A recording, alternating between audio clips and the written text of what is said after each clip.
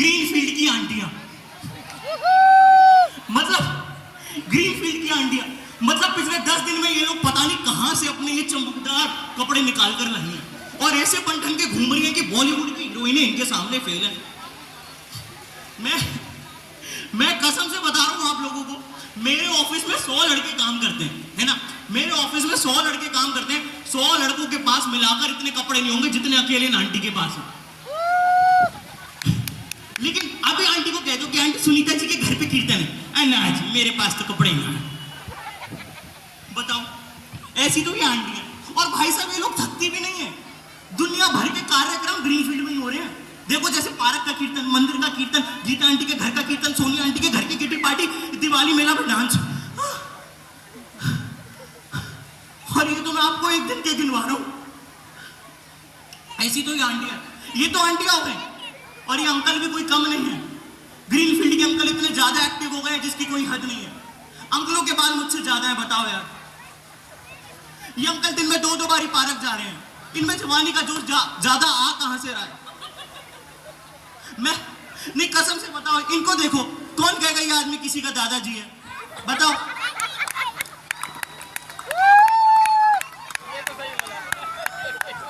सही बात। Best part of the comedy. मैं एक बारी पार्क चला गया था अंकल, एक बारी मैं सुबह 6 बजे पार्क गलती से उठ के गया, मैंने देखा ये अंकल योगा कर रहे हैं और योगा में हेड स्टैंड कर ले रहे हैं यार। वो होता ना सर के बल सीधा खड़ा होना, मैं भी स्टेज पे आते आते गिर गया। बताओ, ऐसे तो अंकल आंटी हैं। और इसकी वजह से पता क्या हो रहा है, अंकल आंटी इतने ज्यादा जवान हो रहे हैं कि मेरी उम्र के लड़के लड़कियां दिख ही नहीं पा रहे, क्योंकि वो बेचारे रील्स और लैपटॉप से बाहर नहीं आ रहे। सही बात है। और आप लोगों ने देखा कि पहले क्या होता था, कि पहले माँ बाप को बच्चों के नाम से जाना जाता था कि अच्छा गोलू की मम्मी, चिंटू के पापा, टीना की मम्मी। अब उल्टा हो गया, अब बच्चों को माँ बाप के नाम से जानते हैं। अच्छा ज्योति का लड़का, प्रमोद की बेटी, टीना की बेटी। बताओ, ऐसा तो हो गया। अच्छा, तो आप में से कितने लोग हैं जो ग्रीनफील्ड में पिछले 5-7 साल में शिफ्ट हुए? एक बारी हाथ खड़ा कर दो। कितने लोग हैं जो ग्रीनफील्ड में 5-7 साल में, है ना? अच्छा, आप वो लोग जो साकेत, मालवा नगर और कालका जी से अपनी कुटिया छोड़ के ग्रीनफील्ड में महलों में रह रहे हो, है ना? सही बात। और क्या होता है कि जब आप कहीं पे रहने का सोचते हो तो उससे पहले आप देखते हो वहां पे किसी चीज की कमी तो नहीं है, जैसे पानी की, सड़क की और बिजली की, एक्सेट्रा एक्सेट्रा। तो मैं आप लोगों को बताना चाहता हूँ, ग्रीनफील्ड में कमी किसी चीज की नहीं है, सब कुछ ज्यादा ही है। जगह ज्यादा, बंदर ज्यादा, मौज मस्ती ज्यादा। नहीं, अभी इन्होंने इतनी सोसाइटियों के नाम गिनवा दिए, मैं हाथ पे भी नहीं गिन सकता। पिछले 10 दिन में इतने कार्यक्रम हो गए कि बताओ। अभी दिवाली मेला का सामान बाद में हटेगा, न्यू ईयर मेला का सामान पहले आके डाल देंगे। इतनी तेजी से विराट कोहली रन नहीं बना पा रहे जितनी तेजी से यहाँ पे फंक्शन हो रहे हैं। बताओ, इतनी क्रेजी जगह है ग्रीनफील्ड। और ज्यादा से ज्यादा है, आप लोगों ने देखा ग्रीनफील्ड में सैलून कितने खुल गए हैं। नजरें घुमाओगे 2-4 तो इधर ही दिख जाएंगे। इस बार स्पॉन्सर, अच्छा देखो स्पॉन्सर भी है, ठीक है। और इतने तो ग्रीनफील्ड में बाल नहीं है जितने सैलून खुल गए हैं। सड़क पे चलते चलते पल के झपकाता हूँ, 4-5 सैलून दिख जाते हैं। और इतने बाल कटवा कौन रहा है?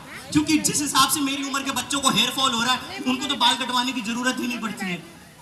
और आप लोगों ने देखा है कि आजकल के बच्चे क्या बोलते हैं कि भाई पूछो, भाई यार तू ना गंजा हो रहा है, तो सारा दोष पानी पर डाल देते हैं। हाँ यार, ये ग्रीनफील्ड का ना पानी अच्छा नहीं है। अबे सीधा बोलना, तू ग्रीनफील्ड के अंकलों की तरह एक्टिव नहीं है, तू भी जा कर हेड स्टैंड, तेरे भी बाल काले ना रहे तो बताइयो। बताओ, सही बात। तो ऐसे तो लोग। हाँ, पानी से याद आया, इस बार आप लोगों ने देखा बारिश कितनी ज्यादा हुई है, बारिश कितनी ज्यादा हुई है। और गुड़गांव तो डूब ही जा रहा है। जो लोग गुड़गांव में बेचारे जॉब कर रहे हैं वो फरीदाबाद घर नहीं आ पा रहे, इसलिए मैंने तो गद्दा ले लिया, मैं ऑफिस में ही सो जाता हूँ। और मेरा एक दोस्त है, वो मुंबई में रहता है, तो उसका मेरे पास फोन आया, कहता भाई मुझे ना दिल्ली घूमना है, इस बार ना मैं आऊंगा और तेरे घर पे रहूंगा। मैंने कहा आजा, तुझे बोट में घुमाऊंगा। तो वो आ गया, वो आया और वो उस दिन आया जिस दिन वो, याद है, इस सीजन की पहली बारिश हुई थी, एकदम धमाधम, याद है सबको, तेज कितनी हुई थी। तो वो आया और मैं उसको लेने गया, देखा यार बारिश तो हो गई है लेकिन पानी नहीं भरा। वो कहता bro where is water, boat कहाँ है, किस में बैठेंगे? मैंने कहा पानी तो पी गए बिंदे अंकल, क्या करें। वो बेचारा साइड हो गया, कहता है यार बहुत दुख हो रहा है मुझे, लेकिन मैं खुश था। ऐसा लगा जिंदगी से एक परेशानी कम हो गई, ठीक है। तो इसमें मैंने ना ऐसे 3 लाइनें लिखी थी, मैं आपको सुनाता हूँ, आप सब वाह वाह कर लीजिएगा, ठीक है। ठीक है, वाह वाह करेंगे, सब करेंगे, ठीक है। 2 लाइनें सुनाऊंगा, ठीक है।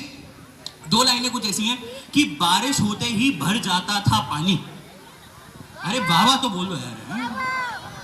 बारिश होते ही भर जाता था पानी, 20 साल से सबकी एक ही थी परेशानी।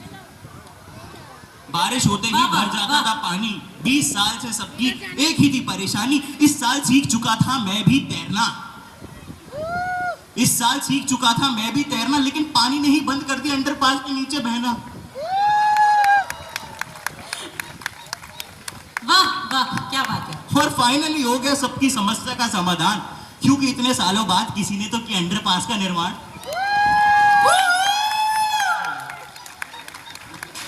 बहुत ही शानदार, शानदार, जानदार, मजेदार।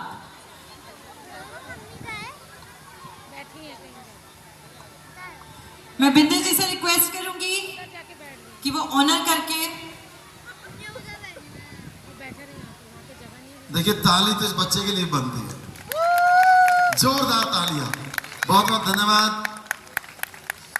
आंटियों की बात जो कही, सबसे आगे तो इसकी मम्मी है, सबसे आगे। बहुत बहुत धन्यवाद। उन्हीं को देखकर लिखा था मैंने। फोटो खींचना जी।